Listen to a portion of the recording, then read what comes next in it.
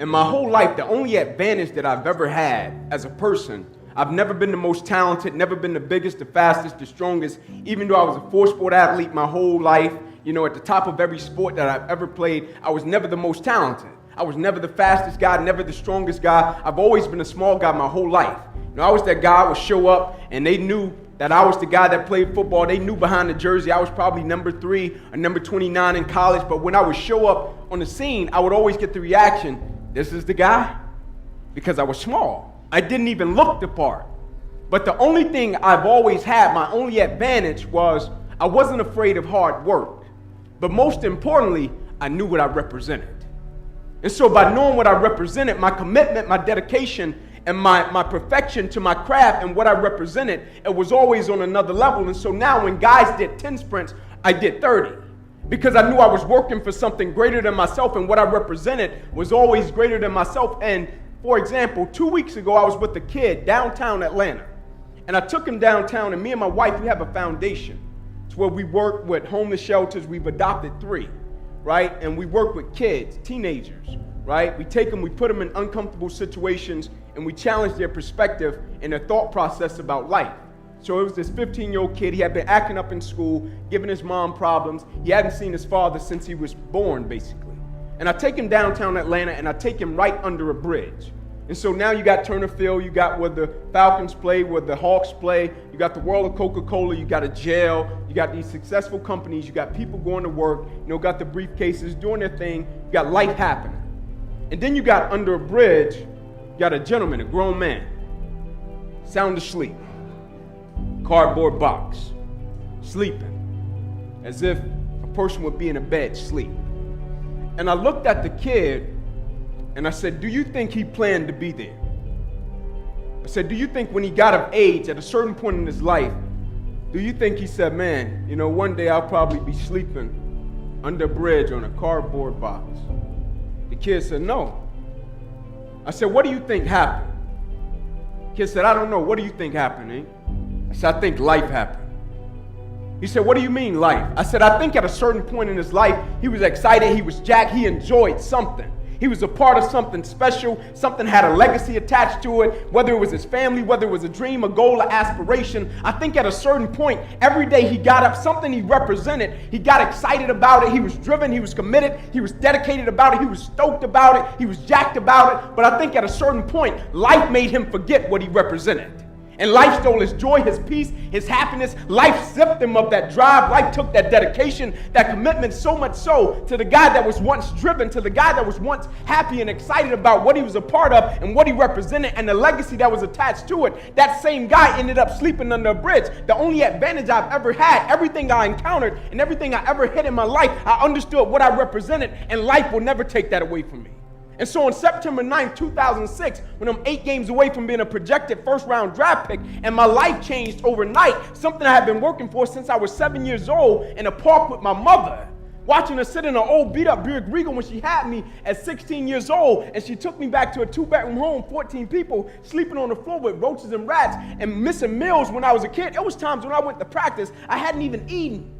And guys would be out there complaining, and the only thing I was working on was my work ethic and my drive and my dream and my goal to get to where I was trying to get to. And I knew if I would have stopped in that moment, I would never get to where I was trying to get to. I would really miss meals. And I'm working toward this dream and this goal, and I finally get to the point. I could smell it, I could taste it, I could see it, and I'm a part of something.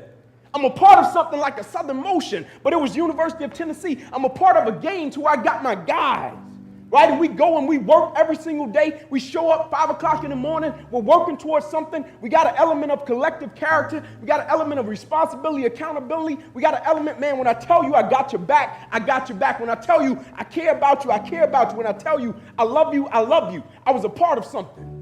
And I get to the point to where I'm a projected first-round draft pick, and I go out and I make a tackle, and this is the thing that people don't even know. People know my life changed behind the game of football, but people don't understand the play and how it happened. People don't know that wasn't even my guy. People don't know I had my guy already. I could have easily faded down the sideline, running with my guy as the quarterback was dropping back to release the ball, but as I'm running and checking my guy, I see my teammate getting beat. My guy who I told in the tunnel, hey man, if you get beat, I got your back. And I knew my teammate probably would have caught the guy if he would have caught the ball, because my teammate, he went on to be a first round, 10th pick, multi-million-dollar guy, went on to play for the Patriots. So I knew he was a pretty talented guy, and he probably would have caught the guy and tackled him. But I told him, hey man, if you get beat, I got your back. And it just so happened, a play unfolded with a little bit over 2 minutes left in the game to where my guy, now he was getting beat. And I'm fading off on my guy, but I see the quarterback, he was releasing the ball to the guy that was beating my teammate. And I said, man, I gotta have his back. And I go up and I roll up and I go to hit this guy to end the game. This tackle probably would have ended the game if I'd have hit him and caught him the right way. If I'd have hit him and caught him how I really wanted to catch him, it probably would have ended the game and I would have made him fumble, because I knew the game of football like you guys know the furniture business. I knew it in and out. Like a guy take 2 steps off the line of scrimmage, I could tell you which way he was going. If a guy would cut inside, I could tell you it's only about 3 things he can do out of this formation. Like I knew it in and out. And so I knew if I'd have caught him in the right location at the right time, I'd have popped that ball out. But it didn't work like that. I hit him, and as soon as I hit him, it seemed as if every breath in my body left. I lost control of my body. Never happened to me before. Body went completely limp. Seemed as if every breath in my body left. I'm falling to the ground like, man, what's happening? And I black out. As soon as I hit the ground, I black out. Never happened to me before. And I black out, I come back to, my teammates run over to me. Hey, Ink, get up, man, let's rock, let's go. I said, I can't. I said, what do you mean you can't? You always get up, let's roll. I said, I can't move. I said, there's a shock going from my neck to my toes. I can't feel anything. The shock eventually left and it stayed in my right arm and hand. I remember as I was lying there, they were bringing the spine board out. They put me up on the spine board, and as they're wheeling me off the field, I looked up to the sky and said, surely nothing has happened in this moment that can alter my life. This is what I love to do. They get me over to the ambulance. They said, man, we're going to take you to the hospital, run some CAT scans. We'll bring you back into your room. We'll tell you what's up. I said, all right, cool. They take me in the room. They run CAT scans. They bring me back into another room. And when they put me into the room in my hospital bed, my mother comes in. She kisses me. She prays for me. And as she's going to walk out, doctors rush in from the opposite side as my mother is walking out. And when my mother told me, son, you'll be all right, there was a certain element of peace attached to it. Because I had been with my mother my whole life. Me and my father, our relationship was pretty much a business relationship. Early years, he wasn't there. When I started playing sports, he came along in the picture, but I needed him to get out of my situation, right? And so we had a business relationship. But when my mother said something to me, I had been rocking with my mother since I was 16. Had Miss Mills with my mother since she was 16, And so when she said it would be okay, I was like, all right, cool. And as she's going to walk out, doctors running in, they say, hey guys, get in here. We got to rush him back to surgery. He's about to die. I said, it's a new ball game. Like I was a part of the football game, but this is a new game. I said, die? I said, yeah, man, you busted up subclavian artery in your chest. You're bleeding internally. Got to rush you back, take that main vein out of your left leg, plug it into your chest in order to save your life. We don't have much time. Next morning, I wake up from recovery. He said, Inky, I got some good news and some bad news. Good news, we saved your life. I said, thank you. Bad news is you got nerve damage in your right shoulder. I said, all right, cool. He said, we got to send you up to the Mayo Clinic, Rochester, Minnesota. I said, all right, cool. He said, but the problem is, you know that dream of going to the NFL? I said, yes, sir. I'm close. He said, strong possibility you probably can never play the game of football another day in your life. I said, no way. I said, I don't know if you know how hard I worked for this. Like, I don't know if you know, I've been working since I was 7 years old. Like, I didn't start out playing football saying, man, I just want to go to the NFL to make it. Yeah, I wanted to go to the NFL to take care of my family, give back to my community. But the way in which I started playing the game, I started playing in the street, and I would be bloody. My mother didn't even sign me up to play. The first white guy I ever met in my life signed me up to play football. A guy riding down the street in a blue pickup truck. Never forget it. My guy, love him to death. Pulling down the street in a blue pickup truck, pulls on the curb, steps out of his truck, walks up in the middle of our game. I'm standing there bloody, tackling football in the street. Guy walks up, Trey Hurst, never forget it. My uncle's on the corner, they're drug dealers, in prison right now. They take off running. My Uncle Bobo serving 40 years in a federal penitentiary. He looks back, he said, Inky, don't talk to him. He thinking the guy's the cop. Coach Trey, nicest guy in the world. Walks up, he said, man, Would you kids like to play football on grass? I said, man, I would love that. He said, go in the house and get one of your guardians. I ran in the house, my Uncle JJ had married into the family. I said, hey, Unc, man, it's a guy outside. Will you please come and talk to him? Uncle said, sure. Uncle comes outside, goes straight, said, listen. He said, I don't even supposed to be over here. He said, I brought a kid home. His mom asked me, could I bring him home? I brought him home. And he said, I rode down the street. I see these kids playing football in the street. They're bloody. He said, you could bring them across town. I got a lead. Y'all can sign them up. Think it'd be a great opportunity for them. My uncle said, sir, we greatly appreciate it. Hate to tell you, we don't have the money. And I'm standing in front of him because I really want to play. And he said, I hate to tell you, but his mother said she definitely doesn't have the money. She's at work at Wendy's right now. I'll never forget that coach looked at my uncle. He said, I tell you what.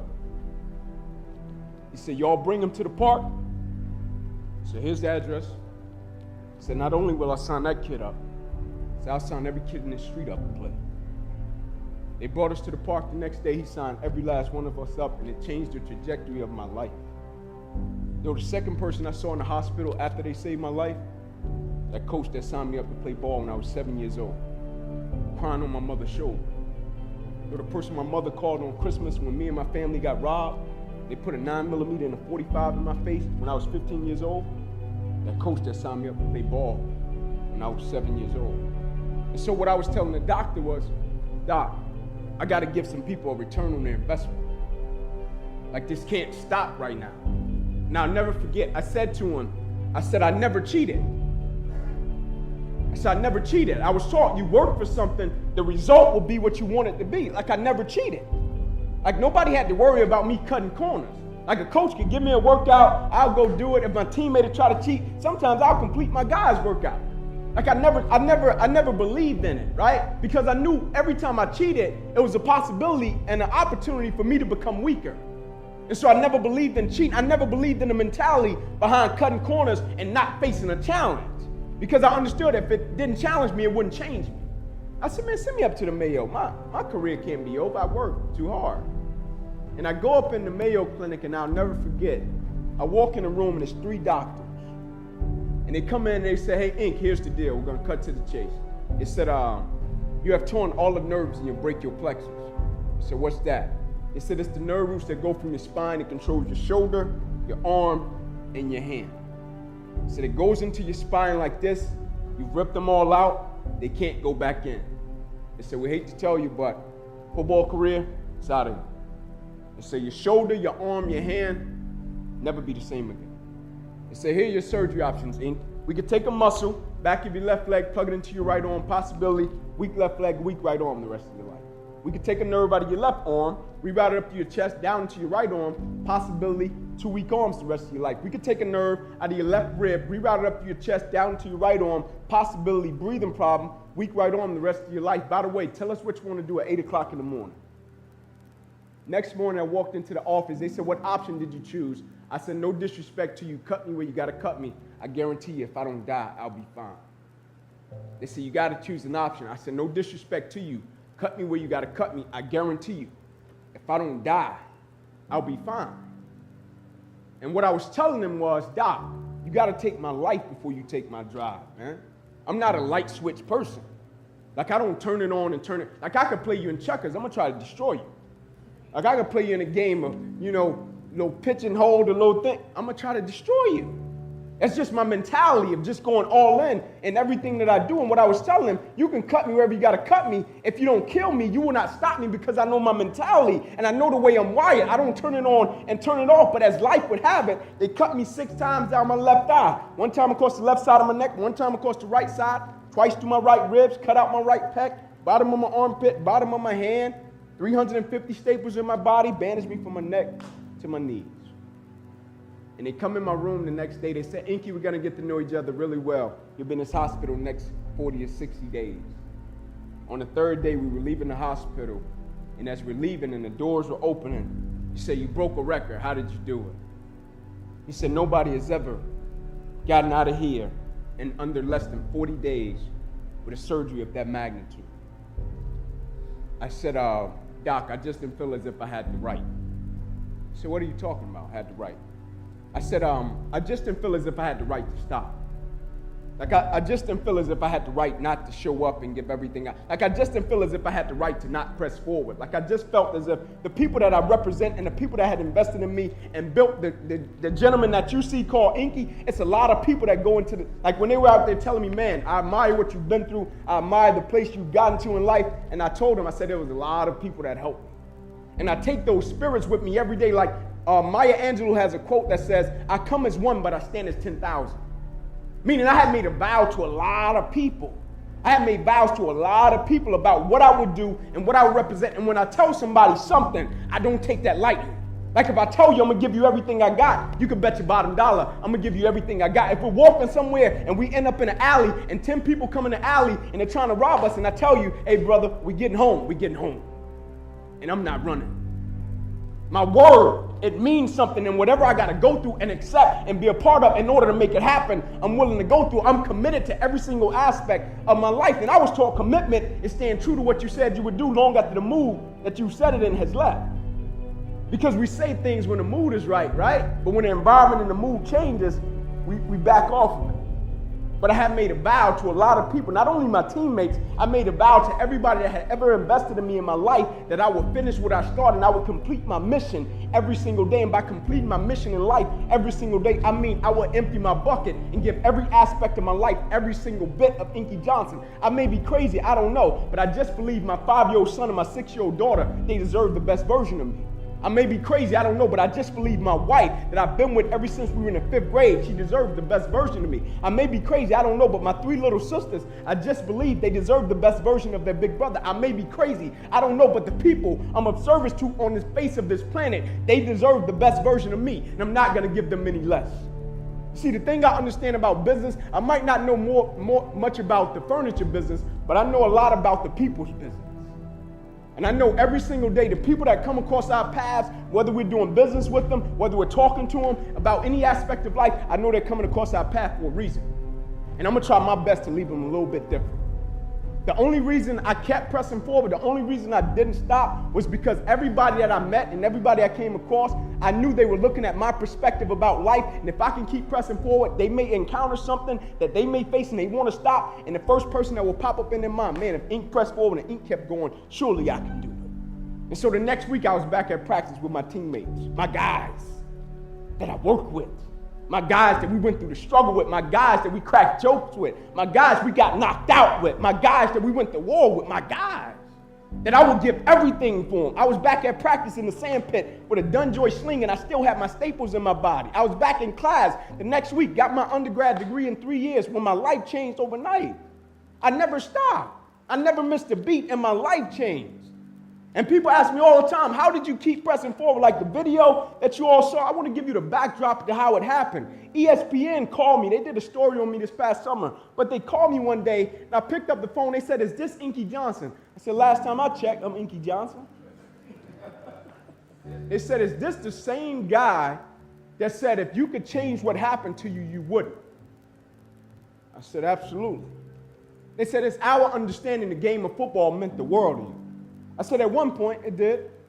They said, it's our understanding that your family was banking on you making it to the NFL so they can have a better way of life. I said, yeah, that's correct. They said, we're coming to see you. I said, all right, cool, come on. They said, but we don't want to see you in Atlanta. We want to see you in Neyland Stadium on the exact yard line where your life changes. The same time of day. The only thing that won't be present is Air Force's team. So, all right, cool. And so they take me to Neyland Stadium, they put me on the exact yard line where my life changed. They said, now tell your younger self why you wouldn't stop your injury if you could. If you could be in the NFL right now making millions of dollars, tell your younger self why you wouldn't change that situation if you could. And I say the reason I wouldn't change it, believe it or not, it has nothing to do with me. Like on a personal level, he thought I was going to say, because of the man that I've become, the perspective that I've acquired, my faith has been fortified. He thought I was going to say something like that. I said, no, it has nothing to do with me. It has everything to do with the lives that have been affected by the result of the process and the thing that I represent in the world. What my spirit represents when somebody see me, they think perseverance. What my spirit represents when somebody see me, they think don't quit. What my spirit represents when somebody see me, they think that's a quality individual right there. What my character represents in the world. And every single day we're putting something out like that represents something. When people see that, they think it's a thought that comes to the mind. When he said gold standard, he gave me that. I felt a certain type of way. When he gave me the gold standard, I felt a certain type. I felt different. Gold standard. I felt like that went with me. Because I think in what I do, the line of business I'm in, I'm the gold standard. Because I don't compromise. And every single day, I'm going to give you my very best. You can bet your bottom dollar. Every single day, I'm going to bring that gold standard to life. And I'm not just bringing it in one aspect of life. I'm bringing it in every single aspect of life. I'm not going to be one of these people in the world that's a public success, but they're a private failure. Meaning they give everything they got to one aspect of life, but the other areas, they lack off. No, I'm going to give every single thing I got to every aspect of my life because I represent something. When people see me, they think something.